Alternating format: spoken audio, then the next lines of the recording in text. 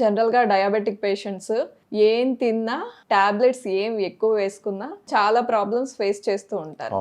మరి ఇలాంటి వారు ఎలా కేర్ తీసుకోవాలి? మేడం, డయాబెటీస్ ఉన్న వాళ్ళకి మేజర్ ఇష్యూ ఏంటంటే శరీరంలో చక్కెర స్థాయిలు పెరుగుతాయి, అది ఖర్చు అవ్వదన్నమాట.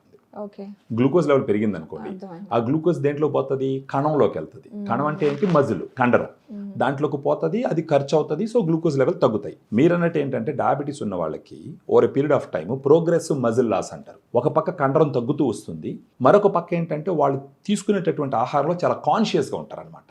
డయాబెటీస్ వచ్చిన వాళ్ళు ఫస్ట్ గుర్తుపెట్టుకోవాల్సిన విషయం ఏంటంటే మన శరీరంలో గ్లూకోజ్ ఎలా ఖర్చు అవ్వాలి. ఆ ఖర్చు అవ్వాలి అంటే ఫస్ట్ కండరం పెరగాలి. ఆ కండరం పెరగాలి అని అంటే అది డైట్తోనే ఫాలో అవుతుంది, పాసిబిలిటీ. ఆ ఇష్యూ వచ్చినప్పుడు, దీని గురించి ఆలోచించాల్సి వచ్చినప్పుడు ఉపయోగపడే ప్రోడక్ట్ ఏంటంటే డయాగ్రాండ్. ఓకే, ఈ డయాగ్రాండ్ అనేది డయాబెటిక్ న్యూట్రిషన్ పౌడర్. దీన్ని ఏమంటారంటే మెడికల్ న్యూట్రిషన్ థెరపీ అని అంటారు అనమాట. ఈ డయాగ్రాండ్లో 5 రకాల ప్రోటీన్ ఉంటుందండి. Whey protein, casein, soya, brown rice, green P.